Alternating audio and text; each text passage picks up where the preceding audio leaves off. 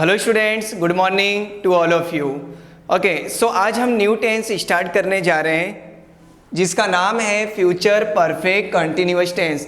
सो आइए हम देखते हैं कि पहले हम इसे हिंदी में क्या कहते हैं। सो you no, perfect continuous means होता है चालू पूर्ण, और फ्यूचर टेंस की बात करें सो उसे हम भविष्य काल कहते हैं। सो कंप्लीट अगर हम फ्यूचर परफेक्ट कंटिन्यूअस टेंस की बात करें सो उसे हम हिंदी में कहते हैं पूर्ण चालू भविष्य काल। ओके, सो आइए हम देखते हैं सभी टेंस की तरह इस टेंस की पहचान क्या है।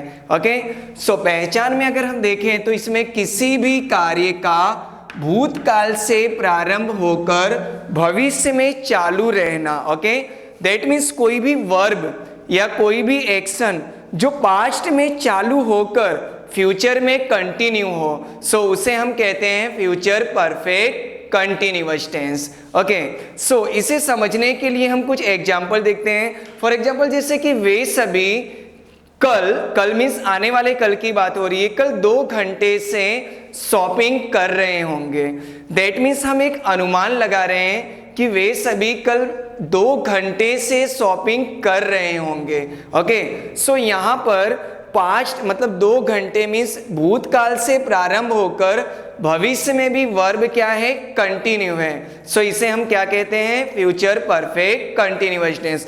ओके, सो अगर हम रामबाण की बात करें फ्रेंड्स, सो यहाँ पर वाक्य के अंत में रहा होगा, रही होगी, रहे होंगे, इस प्रकार के शब्द का जिक्र किया जाता है।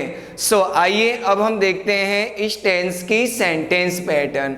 सो वाक्य रचना की बात करें सो पहले क्या आता है, सब्जेक्ट। यहाँ पर हेल्पिंग वर्ब के रूप में विल हैव बीन आता है, और मेन वर्ब में हम आईएनजी यूज करते हैं, then object, then extra word. Alright, now अब हम देखते हैं एग्जाम्पल जिससे आप इसे और भी अच्छे तरीके से समझ सकें। सो यहाँ पर मैंने एग्जाम्पल दिया है, राहुल कल 2 घंटे से क्रिकेट खेल रहा होगा।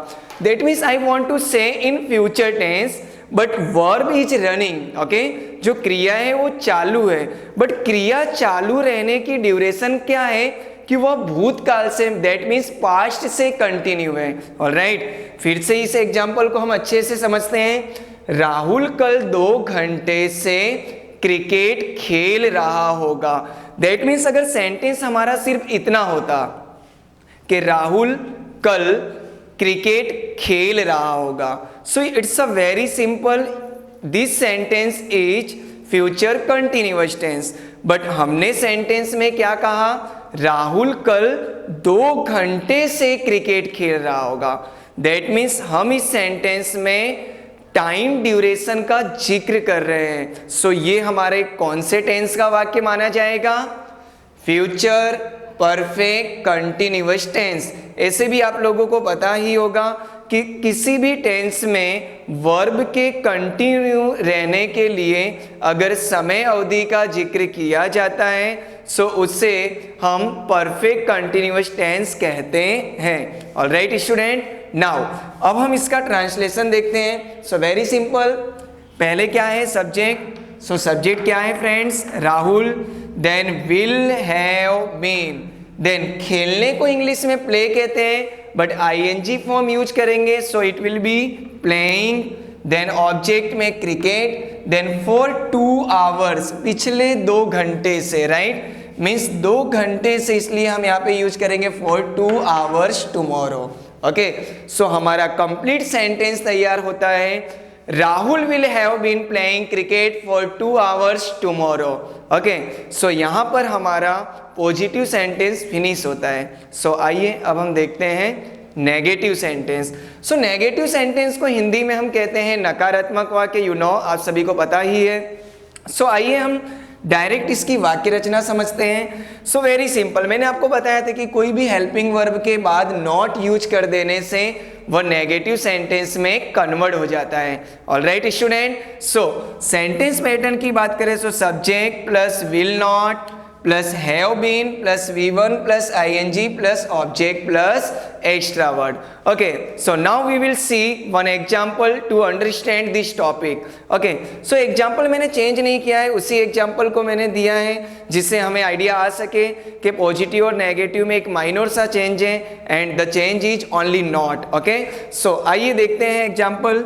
राहुल कल 2 घंटे से क्रिकेट नहीं खेल रहा होगा. ओके, जैसा कि मैंने आप सभी को बताया है कि इसमें एक ही चेंज होता है, नहीं शब्द का जिक्र किया जाता है हिंदी में, और इंग्लिश में बात करें so we will use not, हम नॉट यूज करेंगे. सो देखते हैं, Rahul will not have been को सेपरेट कर देना है, देन विल के बाद ही हमें नॉट यूज करना है. So Rahul will not have been playing cricket for 2 hours tomorrow. Okay, future perfect continuous tense के इंट्रोगेटिव सेंटेंस के बारे में सीखेंगे. So you know what's the meaning of interrogative sentence? So very simple. Interrogative sentence को आप सभी को पता है कि हम उसे हिंदी में प्रश्नार्थ वाक्य कहते हैं. दैट मीन्स हम किसी से क्वेश्चन पूछ रहे हैं, सो वो सारे सेंटेंस का समावेश इंट्रोगेटिव सेंटेंस में किया जाता है. बट ये बात आप सभी पहले से ही जानते हैं, राइट? सो आइए अब हम इस पैटर्न की सेंटेंस पैटर्न के बारे में देखते हैं. दैट मीन्स मैं आपको ये कहना चाह रहा हूँ कि इंट्रोगेटिव सेंटेंस की सेंटेंस पैटर्न समझते हैं जिससे हमें ट्रांसलेशन करने में आसानी हो. ओके, सो सेंटेंस पैटर्न की बात करें फ्रेंड्स, तो सबसे पहले इसमें हेल्पिंग वर्ब हमें पहले लाना है. बट जैसा कि मैंने आप सभी को बताया था कि किसी भी हेल्पिंग वर्ब में 2 या 2 से ज़्यादा वर्ड हो, सो हम सिर्फ और सिर्फ पहले वर्ड को ही सब्जेक्ट के पहले लाते हैं. So will plus subject plus have been plus ing form plus object plus extra word. Okay, so ये तो हमने देखा सेंटेंस पैटर्न. बट इसे अच्छे से समझने के लिए हमें इसकी हमें इसके ऊपर कुछ एग्जाम्पल्स को भी समझना होगा. So I have given here some examples to understand this topic very very clearly. Okay, so आइए देखते हैं एग्जाम्पल क्या है. क्या वंदना 2 घंटे से रंगोली बना रही होगी? दैट मीन्स हम फ्यूचर की बात कर रहे हैं कि क्या वंदना 2 घंटे से रंगोली बना रही होगी. सो सेंटेंस पैटर्न के हिसाब से पहले क्या आएगा? विल, देन सब्जेक्ट में Vandana, then have been.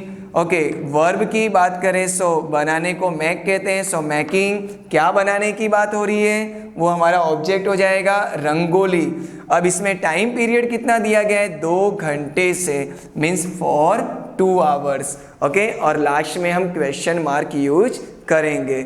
Okay student, now second example. क्या अजय 2 घंटे से शतरंज खेल रहा होगा? दैट मीन्स हम फ्यूचर में एक तरीके से क्वेश्चन कर रहे हैं कि क्या कल अजय 2 घंटे से शतरंज खेल रहा होगा. ओके, सो यहाँ पर आप देख सकते हैं पहले क्या आएगा? विल, देन सब्जेक्ट में आएगा Ajay, then have been. Okay, खेलने को क्या कहते हैं? प्लेइंग. शतरंज को इंग्लिश में कहते हैं चेस. ओके, टाइम पीरियड कितना दिया गया है? 2 घंटे से, that means for 2 hours. That means हमारा कंप्लीट सेंटेंस तैयार होता है. Will Ajay have been playing chess for 2 hours. Okay, so ये तो हमने बात की इंट्रोगेटिव सेंटेंस की. Now we will tell about negative interrogative sentence. So दोस्तों, मैं आपको बताना चाहता हूँ कि इसमें कुछ ज़्यादा चेंज नहीं होता है, सिर्फ हम एक माइनर सा चेंज करते हैं. और वो क्या है? हम जो यहाँ पे हेल्पिंग वर्ब लाए हैं उसमें नॉट का शॉर्ट फॉर्म यूज करते हैं. दैट मीन्स विल नॉट का शॉर्ट फॉर्म होता है won't, then subject, then have been same to same, then ing form same to same, then object, then extra word. Means मैं आप लोगों को सिर्फ यही बताना चाह रहा हूँ कि बाकी सारे सेंटेंस पैटर्न के अंदर जो वर्ड है वो सेम टू सेम आएंगे. सिर्फ एक माइनर सा चेंज है विल नॉट का, हमें क्या यूज कर देना है? वांट. चलिए तो आइए देखते हैं हम एग्जाम्पल इसका. क्या अजय 2 घंटे से शतरंज नहीं खेल रहा होगा?